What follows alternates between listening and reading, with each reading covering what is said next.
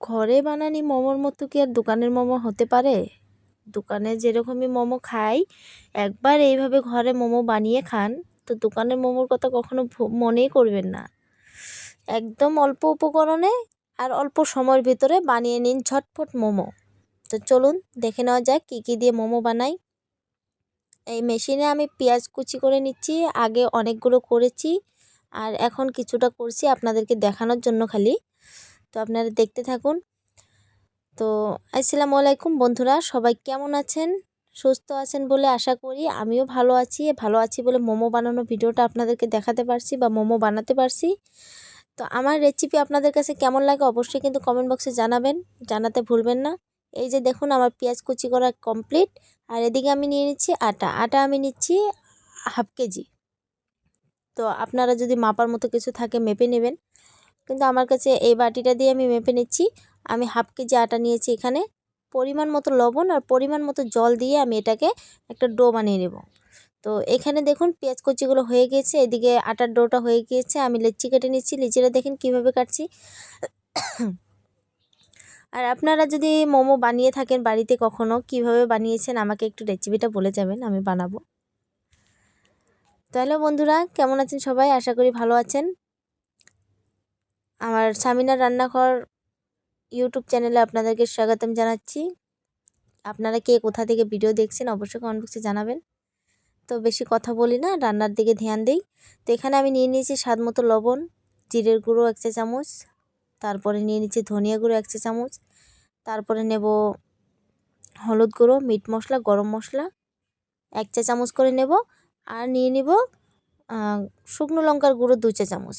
ঝালটা আপনারা পরিমাণ মতো নিতে পারেন, বেশিও নিতে পারেন, কমও নিতে পারেন। তো আমি বেশি দিলাম না, কারণ আমাদের ঘরে ছোট ছোট বাচ্চা আছে, তারা খাবে বলে আমি ঝালটা কম দিয়েছি। আর আপনি পেঁয়াজের মধ্যে যে পেঁয়াজটা কুচি করেছি সেখানে কিন্তু কাঁচা লঙ্কা কুচিও করতে পারেন, আপনাদের ইচ্ছা সেটা। আমি ঝালটা কমিয়ে দিয়েছি। তো এখানে সব মশলা হয়ে গেছে। মশলাগুলোর নাম আবারও বলে দিচ্ছি আমি। স্বাদ মতো লবণ নিয়েছি, জিরা নিয়েছি, ধনে নিয়েছি, হলুদ গুঁড়ো, শুকনো লঙ্কার গুঁড়ো, মিট মশলা, গরম মশলা। তো এটা কমপ্লিট হয়ে গেল। এখানে আমি তেল গরম দিয়েছিলাম, তেল গরম হয়ে গিয়েছে। এখানে আমি 250 গ্রাম মুরগির মাংস দিয়েছি, হাড় ছাড়িয়ে শুধু মুরগির মাংস আগে সেদ্ধ করে নিয়েছি, কিন্তু সেদ্ধ করে এটাকে আমি ছাড়িয়ে নিয়েছি, কাঁটা চামচ দিয়ে ছাড়িয়ে ছাড়িয়ে তেলে ফ্রাই করছি। তেলে দেওয়ার পরে সেই গুঁড়ো মশলাটুকু ঢেলে দিচ্ছি। গুঁড়ো মশলা দিয়ে এটাকে আমি ভালো করে ভাজবো। দেখতে থাকুন আপনারা আমি কিভাবে রান্না করি, কিভাবে ভাজি। একদম সিম্পল, একদম শর্টকাট আমার কাছে মনে হয় ঘরে বানানো মোমো। তো আমি এখানে একটু পানি দিয়ে দিয়েছি, কারণ পুড়ে যেতেছিল। একটু করে পানি দিয়ে হালকা করে নেড়ে চেড়ে আমি পেঁয়াজ কুচিটা দিয়ে দিলাম। দেখুন সব পেঁয়াজ কুচি দিয়ে দিলাম, দিয়ে এটাকে নাড়াচাড়া করতে হবে। পেঁয়াজ কিন্তু অনেকগুলো নিয়েছি আমি।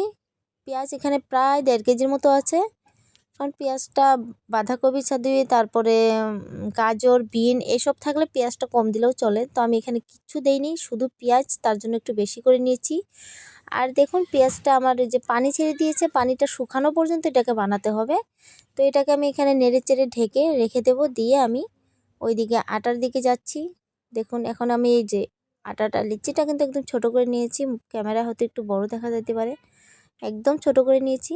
এটাকে একদম পাতলা করে বেলতে হবে, একদম পাতলা করে, মানে যতটুকু সম্ভব পাতলা করার ততটুকু পাতলা করে নেবেন। তো এগুলো আগে বেলে নিচ্ছি আমি। বেলে রেডি করার পরে আপনাদেরকে দেখাচ্ছি। ততক্ষণে মশলাটা হয়নি, হতে থাক। আর আপনারা কে কোথা থেকে ভিডিও দেখছেন অবশ্যই জানাবেন, কিন্তু জানাতে ভুলবেন না। এই যে দেখুন আমার রুটি বেলা হয়ে গেল, একদম পাতলা পাতলা করে বেলেছি আমি। এখানে 4-5টা বেলে রেখেছি। আর এদিকেও দেখুন ভাজিটাও হয়ে এসেছে। দেখুন পানি কিন্তু একদম শুকিয়ে গিয়েছে, পানি নাই। এটাকে এখন নামানোর মতন হয়েই গিয়েছে। চলুন এবার এটাকে নামিয়ে ফেলি। দেখুন একদম সফট হয়েছে, দেখতে খুব সুন্দর লাগছে তাই না?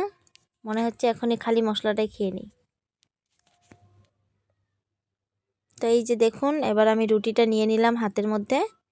আর আমি এখানে মশলাটা দিয়ে এইভাবে কুচ কেটে নিতে হবে, এই যে এইরকমভাবে আপনারা সাইজ যে কোনো সাইজ দিতে পারেন, সেটা আপনাদের ব্যাপার। লম্বা সাইজ দিতে পারেন, গোল সাইজ দিতে পারেন, চ্যাপ্টা সাইজ দিতে পারেন, যে কোনো সাইজ দিতে পারেন। তো আমি দিচ্ছি গোল। তো ওইদিকে মোমো বানিয়ে রেখে 2-4টা মোমো বানিয়ে ওইদিকে রেখে এখানে আমি পানি গরমটা দিয়ে দিলাম।